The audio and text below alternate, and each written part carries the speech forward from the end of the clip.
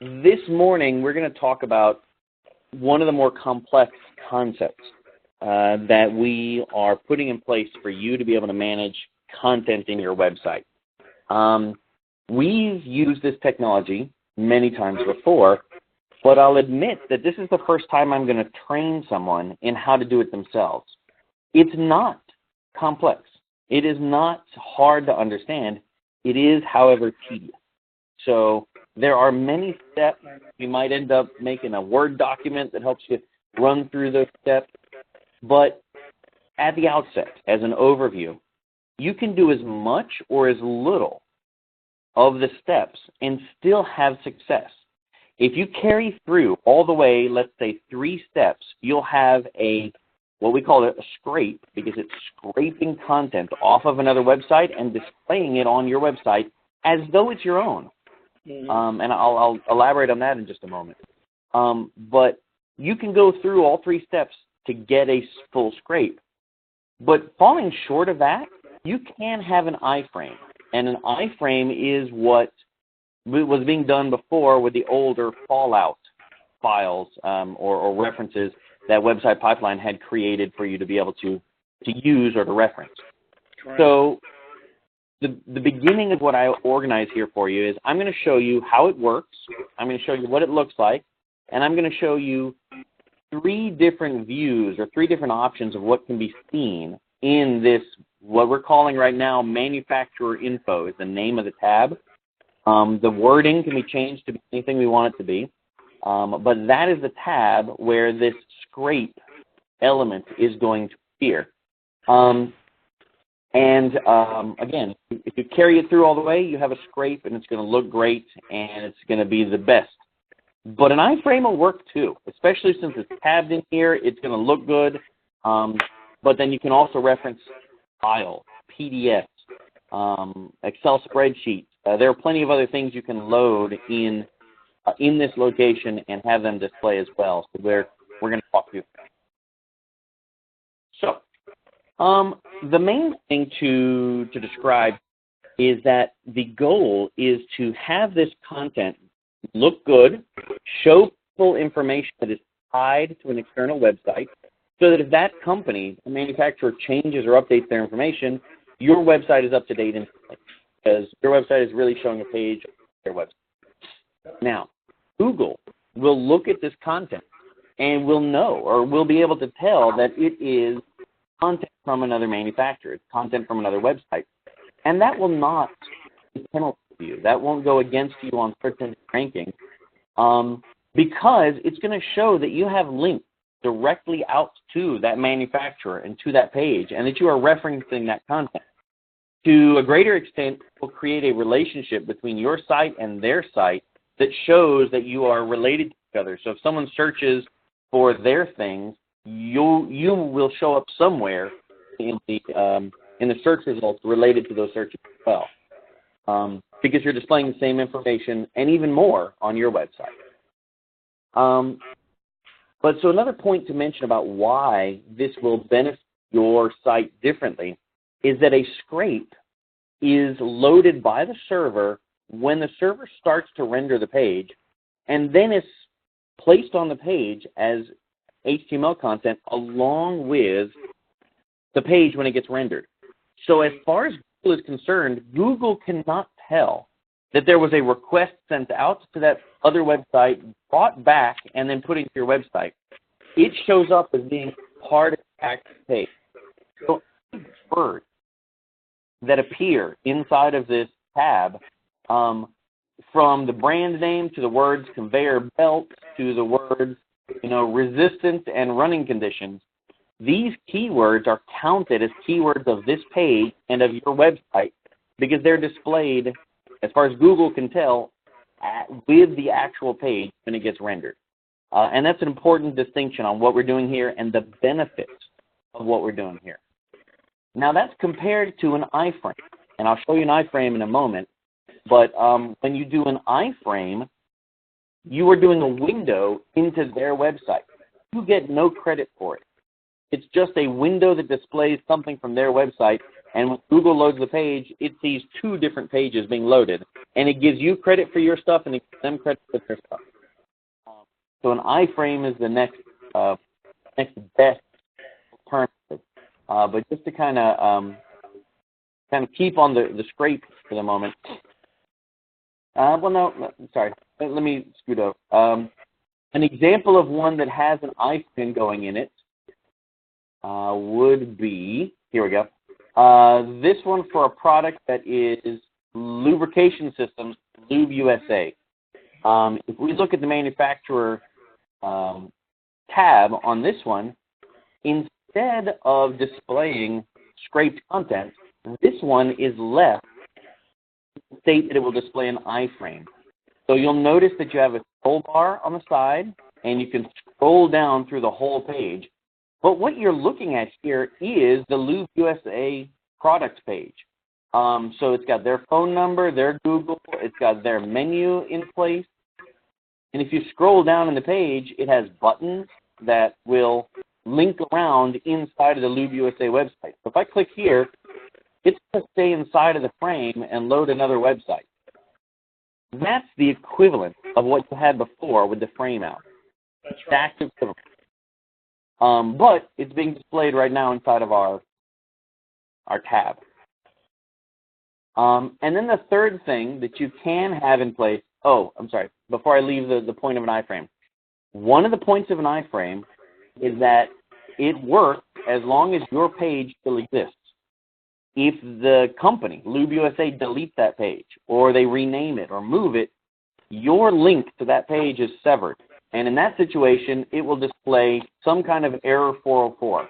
And on this product for stainless steel dye tubes, there was a frame out for a page that doesn't exist anymore.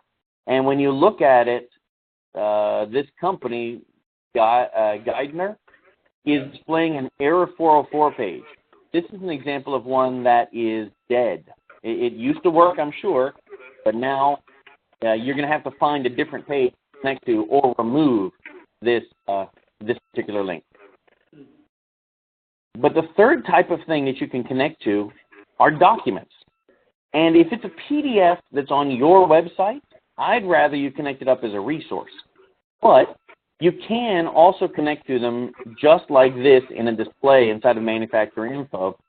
And sometimes you have examples of PDFs that you're linking to on the other people's websites. So here, Korma Tech, this winding and unwinding machine, it had a reference to a PDF. And so if I load that PDF, the tab shows the controls of a PDF, which allow you to download the PDF, print the PDF, but you'll see that it's not a link to a PDF. It's showing on screen right here for you. So the user will see the text. They don't have to download the PDF. They can see it right here, and if they choose to, they can still download it or print it. So it's still a good use, but we've kind of gone down, I don't know, not in quality, but we've gone down through the 3 options of what can be visible. Either a full scrape, or an iframe of an external website, or what is essentially an embed of somebody else's document. Ryan, would you say we're going to have those 3 choices in any one particular product?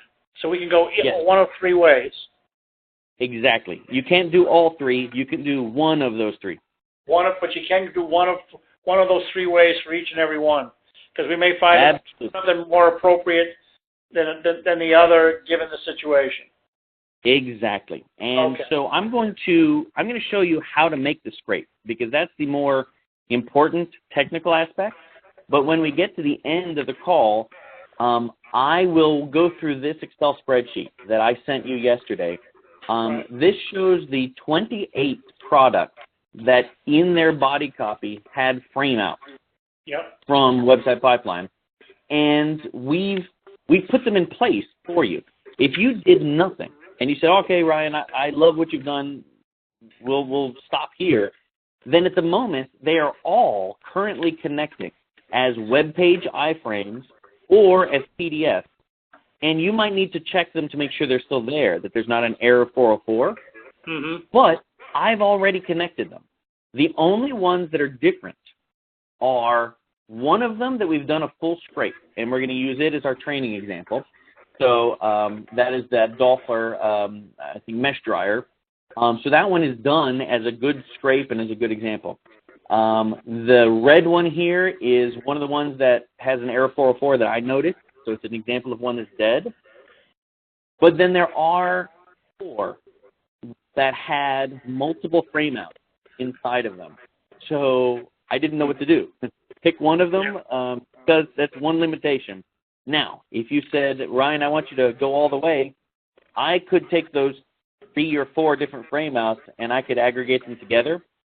But that's another level of complexity. It might be that I do that for you whenever you run across it. But we'll come back to the spreadsheet when we're done with the training. Okay. So let's look back at our Dollfuss and Muller conveyor belts. This one was a good example that I chose on purpose. I went through about 7 or 8 of them to see the best example of a scrape that I could get because I didn't want it to be just a block of paragraph text. I wanted it to include pictures.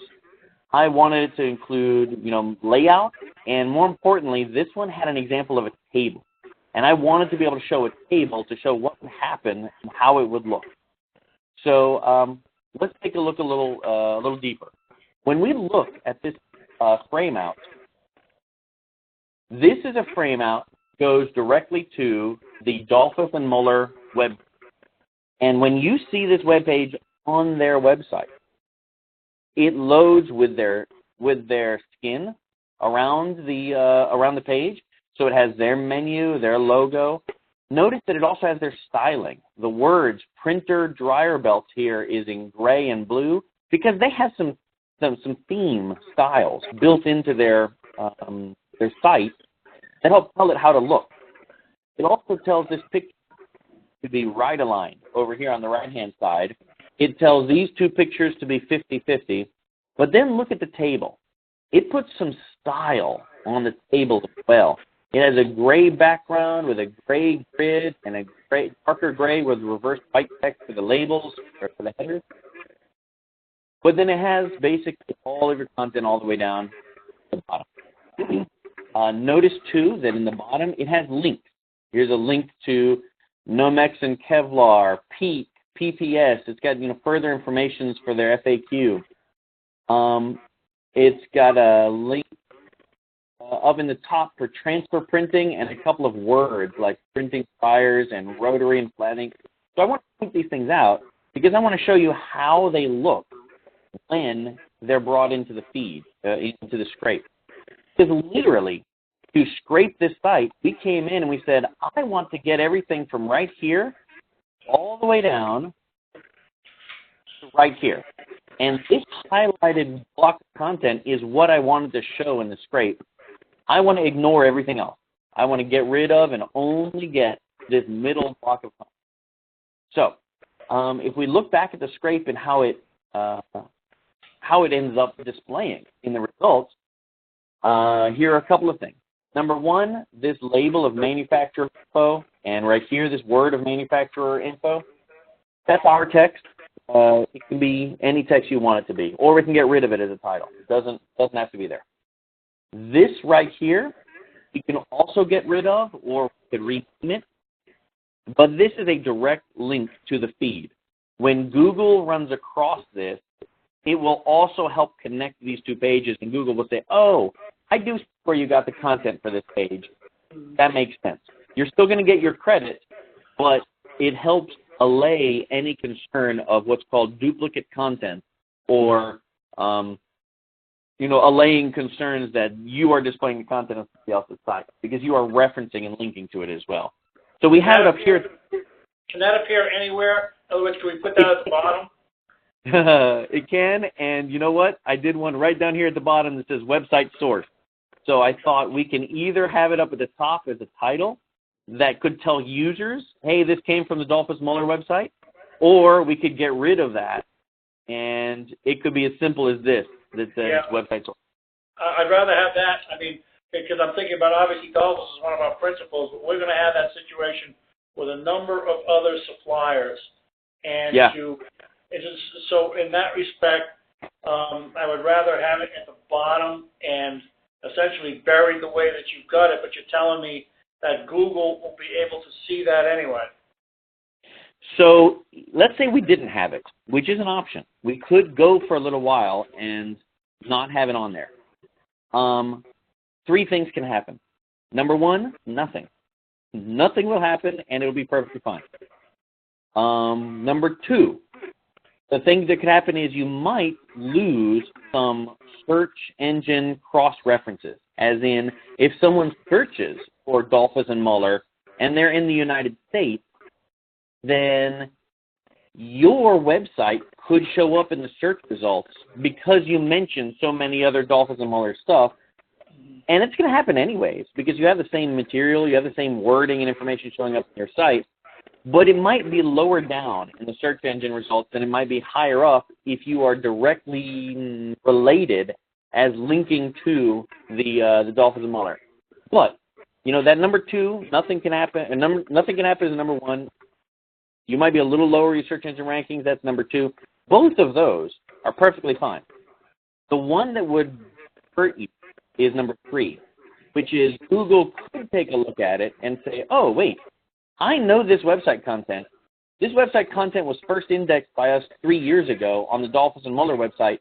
Okay, we're going to ignore this page from Lee Batson. And they won't tell you. You won't know. It'll just be that this site, this page, doesn't show up in search engine results for you for this content. And that number three is the one you want to try and avoid. But it's all, I was going to say a shell game.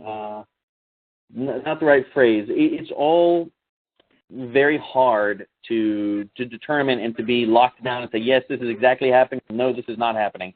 So that's the reason why we kind of tread with some caution to begin with. But yes, it can be down at the bottom of the page. It can be smaller. It can be light gray. Or if you say, you know what, Ryan, let's go ahead and just try it without, we can also remove it and it doesn't have to be there.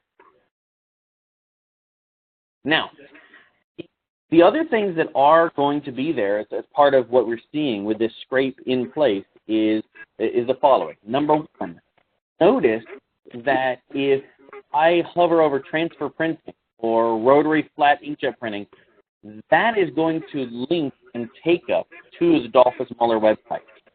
It is a direct link to their website, and you want that. That's a benefit. That's something you want to have happen because, again, linking out to their content and stuff. But it's also something we cannot change. This scrape brings the content from their site. This is their image. This is their link, and it goes where they are directing it to go. So that is the nature of an original iframe frame out.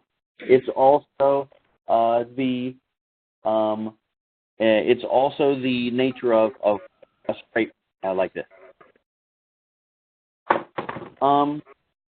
Okay, so in 2 more seconds, I'm going to get to the pictures, and I'm going to get to this table to describe a couple things with this. Bear with me 2 seconds.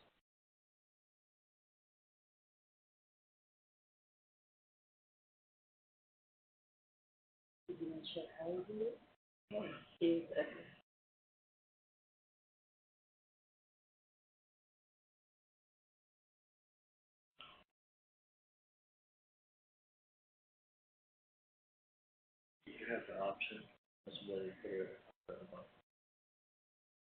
do you have the option during page creation? Yes. So That's what I was asking.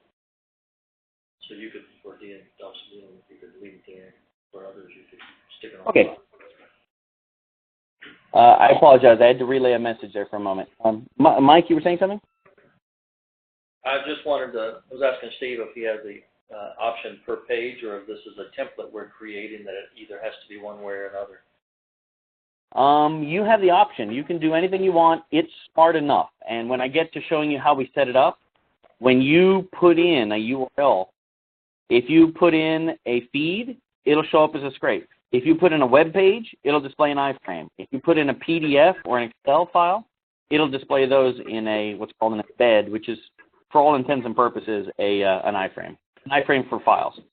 So it's smart enough. It's one field. You just put it in, and then it does what it's supposed to do. Yeah, I was talking about that link thing at the top. Because it sounded like some. Oh yes, the link up at the top for the scrape. Yeah, it's universal. If we make the decision now, we'll make the one choice, and then that goes for all scraped content. And does it reduce the SEO to have it down below? No, it's kind of crossing your T's and dotting your I's. It's just an additional item that helps Google confirm for Google what Google's going to already figure out anyway. Yeah. So we're going to, we have that option with this. I'll also talk about this item right here in just a moment as well, but these are the two footer things potential. Okay, so in the scrape, the pictures, the styles of the pictures in their website were told to be 50-50 on either side of each other. It looks different, but it doesn't look wrong. It doesn't look like there's a problem. Same thing here when we get to the table. This is the style that our website, without any changes to it, will display a table. So this is the title, this is the headers in bold, and then these are the columns. And that's perfectly fine. It looks good. In fact, I kind of think it looks a little bit more readable, a bit better than this version of the table. But, just know that when you scrape content, it's going to display the best way that it can. If there's a problem in the scraped content, then there'll be a problem on your website. If the pictures all work, then it's because they set them up as proper pictures. If there's a broken picture in the scrape, and it's because there's a broken picture on their website. So it literally goes over to this other website and says, I'm going to get the content from right here all the way down until you tell me where to finish and get the end of the content. And it looks it up, grabs it, and brings it back. And I'm ready to kind of move on to describing how we create a scrape. But can I ask you one quick question again, Ryan, on SEO? Any, please. You talked. I think I heard you saying that scrapes or the links can actually aid our search engine optimization. Mm-hmm. And so that kind of led me to the thought or question of Grease Lightning, for example. Yep. Is it, when we do have a relationship like that, is it better for our SEO to do a scrape or a frame than getting pictures from them and posting them? So, example where we keep, Marie works to get a nice picture from somebody, we create a website, etc. Versus we could grab that picture from the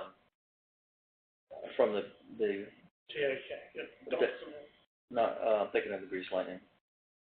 So that's a really good conversational topic, and we could spend a whole session just on some tips and suggestions that you can do a little bit every day to increase your search engine rankings and your value that's displayed for those certain words.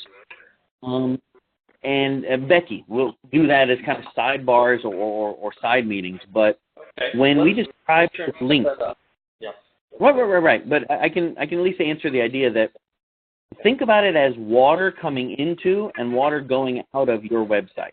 All right, you've got a bucket, and every link that you have going out to other people's websites helps Google see that you place yourself in the industry among these relationships with the external websites. And that's like pouring some water out of your bucket, and that puts water into their buckets. When you link out to them, it helps establish you in the industry, but more importantly, it gives them search engine credit value that raises their rank because you are saying, hey, for conveyor belts, Stolpus and Muller is an expert. I'm linking to them. So that benefits Stolpus and Muller. all the links that come back into you pour water into your bucket. And the more full your bucket is of water, the better your search engine rankings are going to be. That's a, water-based analogy, but that helps you get the idea that you need proper balance.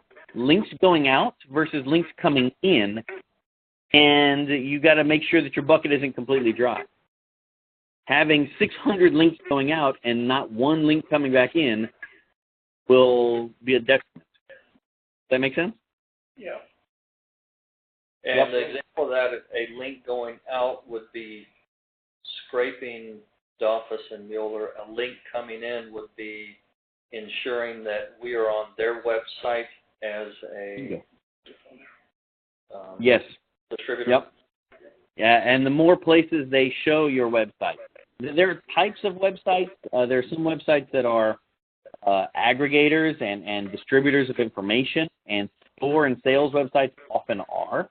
So having a bunch of links going out is not a problem. It really helps establish you in the industry. But that weight balance of making sure that you have a lot of good references coming back in from everywhere.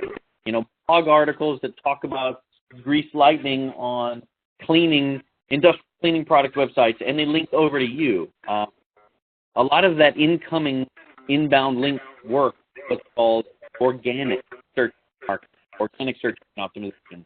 And that's part of what, when we publish the new website, we're going to kick off plans that involve little bits here and there of improving the incoming links. That's great. Yep. So I'd look forward to that. For example, it may be setting up Facebook or LinkedIn accounts, etc. Which are separate areas, but then they link back to ours, so it's showing a link coming in. So part of that organic SEO strategy. Yep. Okay. Well, so on the scrape, we're going to get to the hard part now. And I'll show you the form and the spot where it's being saved in the form. And to help show that, I'm going to zoom in a little bit more. So within the form, whoa, that's really far. Within the form, when you are editing your product, we've created a new form field. And that form field, we use the phrase frame out. Since you were familiar with it and Website Pipeline uses it fast, we are calling it a frame out. And this is what a scrape looks like.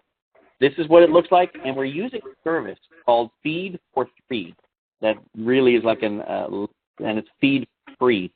Anyway, feedfor3.com is our service, and this is the scrape of the one Dolphus and Mueller as an RSS feed. I'll elaborate on this in a moment. But notice that the instructions here describe your options. You can either place in an RSS feed that is an XML file, and we link to Feed for 3 so that it'll help describe and link you over to it again. But we also mentioned that it can also be a standard web page which will be framed for display. And if we look at any of these other pages where we've already done the work and edit them, you'll find that what we did is we took that reference that was already present inside the frame out, and we put them into this field. So if you edit any of these products, we've already put in Dolphus and Mueller same results, and we've already put in the G series PDF. So the links are already in place and they're already working. You have the opportunity now to come in and edit them. So what you'd basically do is you'd see that it's a web page, and it'll have that web page URL right here. You'll be able to launch Feed for 3, go through the process to create the scrape, and then come back to the page and put the resulting feed URL in place and press save. So we're going to help prepare it as much as we can, help it so that you also don't have to do it immediately. You can also live with it being a profile. But I definitely want you to know how to do this scraping process because it's enjoyable and it gets good results. Okay. So the page, Dolphus Mueller here, is is on screen, and we can see that this is the one that we were on straight. Coming over to Feed for Free, we have an account with Feed for Free. This is More Creative's feed. We pay a small amount per feed to run these without advertisement, or you can run them with advertisement. The difference is that if you run it with an advertisement, then Feed for Free at the very, very bottom of the feed will have this little piece of text that says delivered by Feed for Free service. So I want to make sure I explain that it is free. You can use it for free. There's no downside to using it for free. It just tells you and your users that this came from the Feed for Free service. We can hide that. We can make it so that text is hidden, but Google will always see that it's Feed for Free service. You can either have it as free and present, free and hide that piece if it's a concern, but also you can pay for the listing, and we'll get the cost in a moment, but you're basically able to make any of them paid if you want to, and you can start them out as free, or you can switch to the paid plan. And if I switch to the paid plan, I am paying for 20 feeds in a block at a time. And if I clicked on this one, now it is running with the paid plan. And if I refresh the page, it'll now load the same feed again.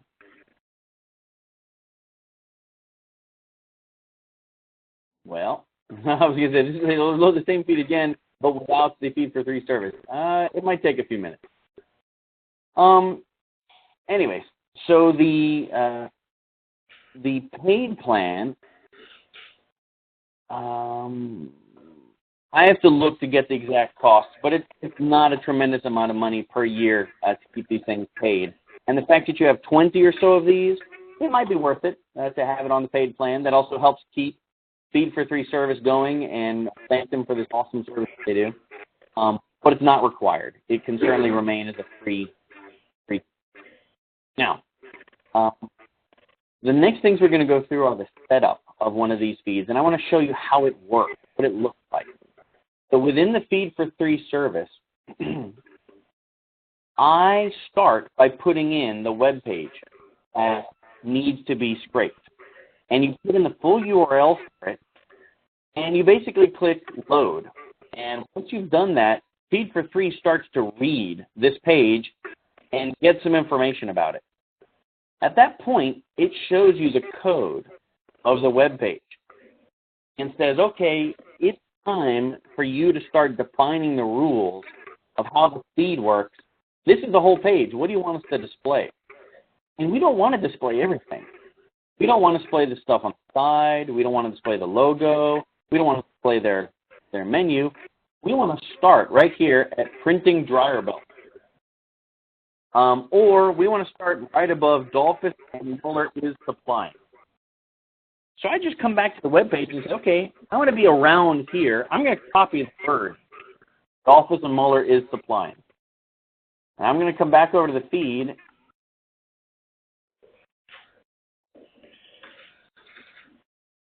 I'm going to come back over to the feed, and I'm going to look for that. I'm going to say, okay, it's going to be somewhere here in the code. This is the whole thing. I could probably make some guesses and get down to this kind of area. But I can also use the browser, Google, to find that for me. I can hit Control F, and if I can paste in my text, didn't find it. Dolphus and Mueller conveyor belts, also called MET. Printing dryer belts. So I can see Dolphus and Mueller is supplying. This is the start of the text that I want. And the fact that I have printer drying belts here, I can see that that is my title. Oops, sorry. That is my title that shows up right here. There's some other tricks to helping find your location. One of which in Chrome is just being able to, oops, sorry, one of which is being inside of Chrome and being able to just right-click on an item and say inspect. When you inspect, you're going to see the source code of this block of content. And Chrome will open what it calls an inspect element, inspect wizard. And when you move your mouse over lines of code, it highlights that block of code in the website so that I can see that if I go up a little bit, I'm over the whole block of content. If I go down to the H1, which is a headline, level 1, it's highlighting printer, dryer, and belt, or the paragraph, or the next paragraph. These are the paragraphs. If I expand this H1, I'll see that it's on top of printer, drying, and belt. So I know I'm in the right place. Well, if I come up just a little bit, I can find that eventually I'll get to a block, a div, a table, some kind of structure, in which when I'm moused over that structure, it highlights everything I'm wanting to copy, because it's the containing element in code of the content I want to scrape. So I can see this, and I can know that this code that says content, content new, this content new div here is what I want to start scraping by. So Google here can help you as a tool to find what you want to be scraping. But you don't have to use it. You can look just in code, but to me, this is a helpful tool on how to get into this. So back over in the feed, we can see this here, and if we go just a little bit, there's our piece, div content new. So that's our starting point. That's the beginning of our block of content. Well, once you see this preview here in Feature 3, the next step are the extraction rules. And you have to write some logic that tells you how to scrape this content. This scrape is to say, I want to begin with the content all the way to the end of the content. So you're setting up a pattern here. And by the way, this code, when I look at it, doesn't look to me instantly readable. I don't remember this off the top of my head because I've done it a million times. This is complex. But the way I use it, I come back to feed for 3. I look at one of the previous ones that was done, and then I copy the code, and I start remembering how to work with it based off of an example of one previous. So it doesn't look any less mysterious to me than it does to you. Anyways, so the starter here of Continue, this is the finish of that Continue. Everything in between is our rules of what we want to scrape and what we want to grab. So I'll show you a little bit about that. The asterisk, this bracket with an asterisk in the middle, means skip. Everything in between Continue and Chem and Nav is going to be skipped and ignored. The reason we're doing that is we need to get down to the Chem and Nav, but I don't care what the content is. I just need to get all the way down to that, down to that code. And if I look here, back in that Google Inspect element, they have some type of menu here that is a bunch of extra line items or list items. And then there's a clear, basically that is this set of breadcrumbs kind of up at the top. And I want to ignore or get rid of that set of breadcrumbs because I didn't want to bring that with us. So what I'm telling it is skip everything after Continue, find the Chem and Nav, skip everything inside of it. Here's the end of the Chem and Nav. Okay, skip after that. Oops. Then there's a clearing div, but then's when we get to our real meat and potato. After this clear div, which is a break afterwards, put the same kind of curly braces and a %. That is their code to say get everything in the middle of this. All of that content is what we want to have show up in a scrape. So to some extent, we're saying this is our starting point. Rules for ignoring everything in the beginning we want to cut off. Scrape this content, and it finishes when you get to a final div. And that works because if we look, we've got our Continue, We're skipping this menu. We're skipping this div. We start with some script. I don't care. They can come along. But then here's our content that goes all the way through with a bunch of paragraphs for our H1, all these paragraphs, some unordered lists, able, all of that content until the final div. When it finishes that final div, that's the end of our. And that's what these rules are saying right here. Once you've built your rules, you test by clicking on extract. That's telling Feed for Free to go fetch that content and see what content shows up. And it shows us now, it says, okay, one block of content was found. It is printer drying belts and a paragraph and a whole bunch of code all the way to the end. That's perfect. This section, kind of like a preview to say, hey, did it get you what you were looking for? You then define your feed. Because what this is an RSS feed. RSS feeds were developed a long time back. The RSS stands for Really Simple Syndication. And you use RSS feeds to get the articles out of, MSNBC.com and news article locations use RSS feeds a lot to help deliver them to your watch. And it's the method for making a really simple way to display content from somebody else's website on other things. So RSS feeds are the way that we are spitting this content out. So you begin by putting in the title of that RSS feed. Notice that that title right here is something that you can come up with. It can be anything you want it to be. And that title is what we are showing right here. So if we did want to have a link, you could phrase it here to make that title be something that makes sense. If we're going to hide it, then I would tell you to make the title be something that makes sense to you. Because Feed for Free also uses that title right here in your list of feeds. So if you call it something like click here for more information, then you're never going to remember what these feeds are. So if we end up hiding it, I would encourage you to call it something very specific about maybe the website and what page or what section it was coming from. Now, Feed for Free puts all of this in place. So you can change the title. It puts in there the page that it was originally scraping from, and then it grabs a description based on the web page. You can put in whatever description you want to put in as well. That doesn't show up anywhere to the public in the way that we're using it currently. But then at the bottom are these properties. This is one of the last things that you have to do, which is literally to put in exactly what I have here, this %1.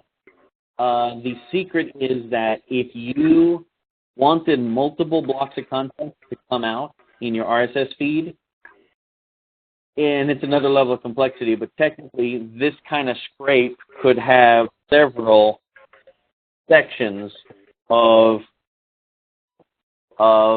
elements that it is scraping and it is grabbing. And in that situation, then the results down here might look like this.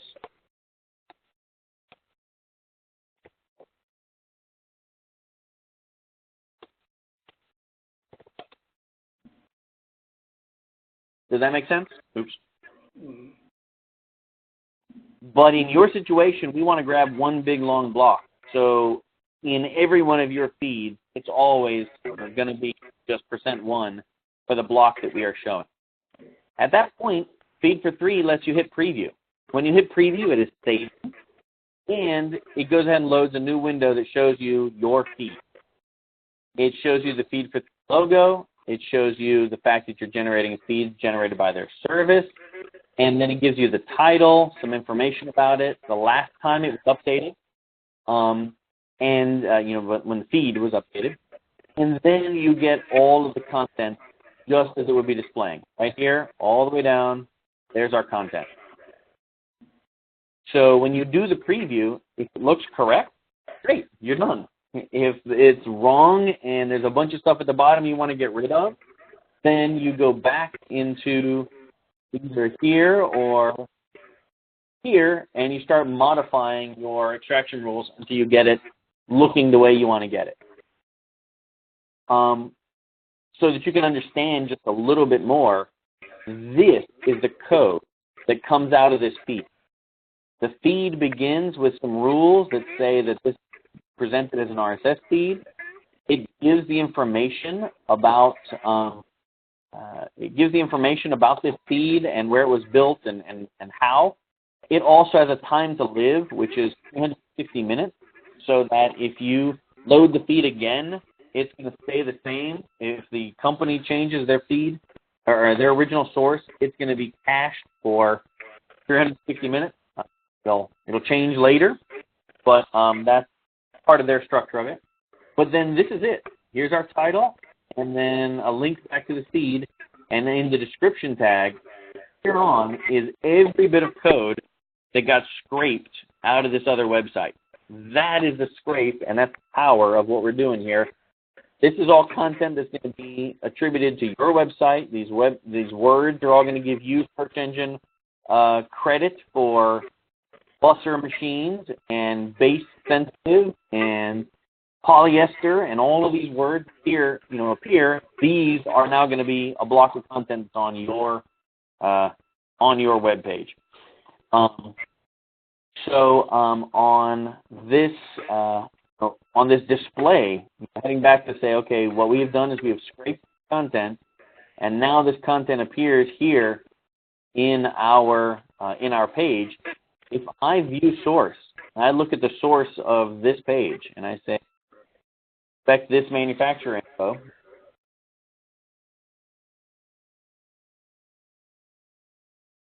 It'll get me to a point where I'm taking a look at this block of content.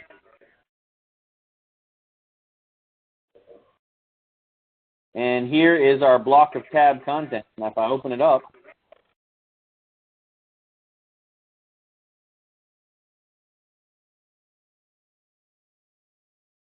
there we go. This is our tab with all of this detail.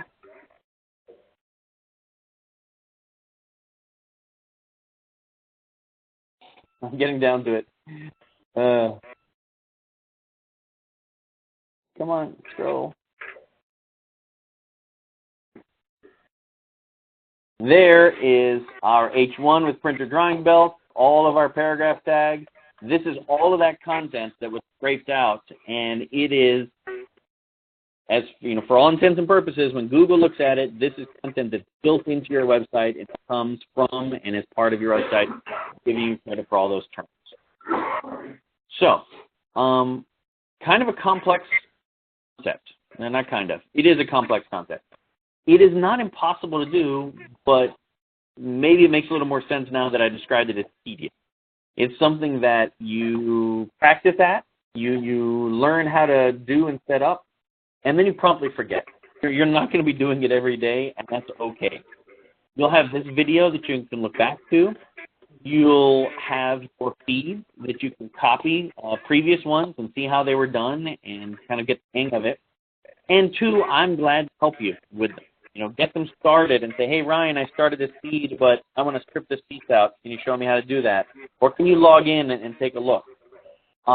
At the moment, I've set up this example in our more creative Feed43 account. But we've used this for so many other clients that we'll often set them up with their own Feed43 account. That way we can log in and they can log in. And then you can choose whether you want to mark them as paid or not. Some of those other kinds of things. So now outside of this, I'll get you set up with an account, talk about how you want to display them, little changes of what you want to do to make them look a little different. But in a nutshell, that's the training presentation of running a scrape.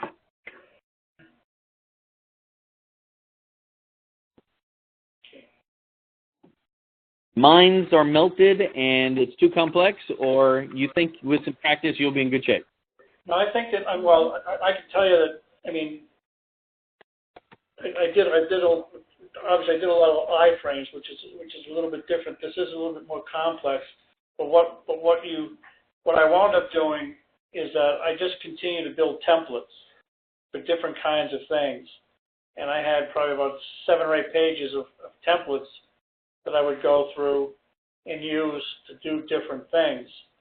So what my thought process is that as we do something, we'll build a template, so to speak, that gives us those key pieces of code if we want it to look one way or we want to look at another. Would that sound like a strategy to use going forward? It can be. I don't think you have to think of it that difficultly, because essentially if you want them to still be iframes, you just stick iframes in. What I'm trying to do is back to this. Let me get the lubrication systems. What I want to do is just show you that, we've already put them in for frame purposes.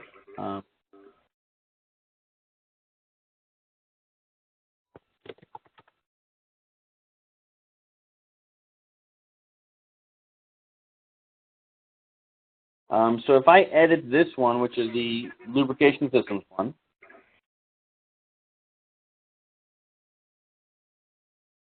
you fill up your product information, but right here, it still jumps down. There is the frame. You don't have to be any more complex than that. But if you wanted to turn that into a good RSS feed script, you would then click on Feed for 3, log into your account, copy this, and then begin the process of turning it into a scrape. Okay. That's the key. All right. Yep. Now, probably the other thing to mention is that on many products that I looked at where there was a frame out, there isn't good information in the overview. The overview is kind of empty because the overview might have just said, get an information sheet from Dolphus and Mueller, and it linked over to Dolphus and Mueller in the frame out. So where we brought them in, and we processed these manually. There weren't too many of these, but basically with my eyeballs looking at them and then deleting things, I removed the link that went to the frame out. The frame out was broken. It was working out a website pipeline anyway, so it had to be removed. I've already removed it, and we put in the link of what they were going to. So, pages like this one are ready with their link in place. But that means that their product overview might just have this one sentence on it. This one sentence that says, to answer your questions, click here, that's an email. And this is going to be replaced in another day or two with a form that shows up here on Inquire About the Product. So the person can just type in their message right here and click send. Yep. So that means that this line of text is also going to disappear. Yep. So at that point, you might reach a point with some products where there's no text in the overview. Yep. That's okay because there'll be a lot of tabs. But I think it's an opportunity for you to go and at least grab a bullet point or two and bring them into the overviews. So when you look at these ones, setting up the scrapes is some of the work you can do. But some of the other work might be to just look at putting an extra paragraph or some bullet points into the overviews of these specific products so that they don't look so empty. Understood. Okay. Yeah, that was a shortcut to Yep. At least give them a place. Yep. So now the other thing too is, and I guess this is a third point. This doesn't relate to the feeds and the scrapes. But talking about these tabs, you have a lot more flexibility now with your content. And previously with the website pipeline, when you wanted to link to an LP Batson PDF file, you did it in the paragraph. It said, here, to download an information sheet, click here. You can certainly keep that. It wouldn't be bad. However, we now have this file that is going to be for resources. Exactly. And here's where that file goes. That's right. So this is another example. This chenille yarn clearing product, where this group text right here is going to disappear soon. And if so, that's not bad. It doesn't look bad. It'll still look pretty with the product and the information and then these tabs. But it's an opportunity for you to put in some more information. It happens to be on the Neil one. I used it as an example of grabbing content to put into the technical specification. Right. Because this was another one that was an example where when I looked at it, this probably could have been a scrape. Could have been a scrape of stuff from the ITECO, ITECO. ITECO? Anyways. It could have been a scrape from their website, but it's nice to have their content. So specifications is a good place to put bullet points that they have and other information. But in this particular example, I grabbed those out of the PDF.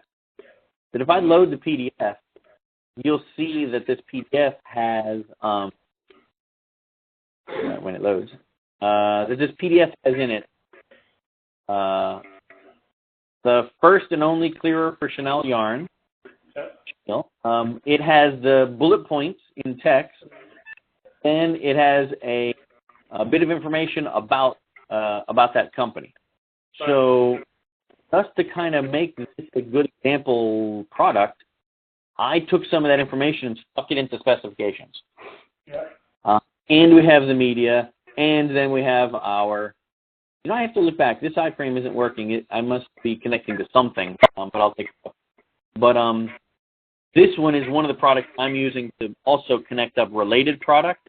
And if not at the end of the day today, then by tomorrow, I should be able to pass this page back to you as an example of here's a completed product page. Take a look at how the parts work. Now you can decide how much of this you want to do on the rest of your products too. Excellent. Excellent. That's good. Yep. I'm going to stop. I'm going to stop the recording now, and then we can swap out since we're kind of off topic of the scrape elements.